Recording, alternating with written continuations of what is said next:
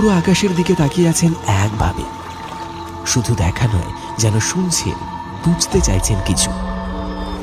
হাওয়ার শব্দে, বিদ্যুতের ঝলকানিতে, মেঘের গর্জনে কোনো অশরীরী বার্তা লুকিয়ে আছে কিনা।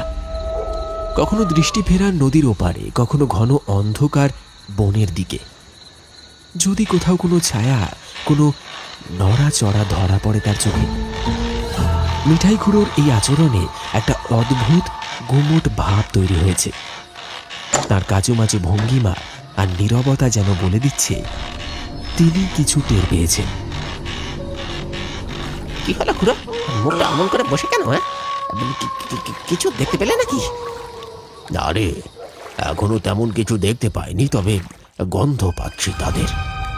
তারা জেগে উঠেছে, না জানি আবার কতজনকে নিয়ে যাবে। ও খুড়ো, কি সব বলছো? বুঝতে পারছি না তো কিছুই। কাদের গন্ধ পাচ্ছ গো? কারা আসছে? ভালো করে তাকিয়ে দেখ, নদীর জল থেকে কেমন একটা পচা মাছের গন্ধ বেরোচ্ছে না? আর নদীর নীল জল কেমন কালো হয়ে গেছে। ও খুড়ো, নদীর জল হঠাৎ করে কালো হয়ে গেল কিভাবে গো? একটু আগে পর্যন্ত তো সব ঠিকঠাক ছিল। এসব কি হচ্ছে খুড়া? এখন গল্প বলার সময় না। মাছতে যদি চাস তাহলে প্রাণপণ নৌকার পাল্টা। খুড়োর কথা শেষ হতেই ন্যাপার মুখটা কেমন যেন ফ্যাকাশে হয়ে গেল। জল শুকিয়ে গেল ঠোঁটে।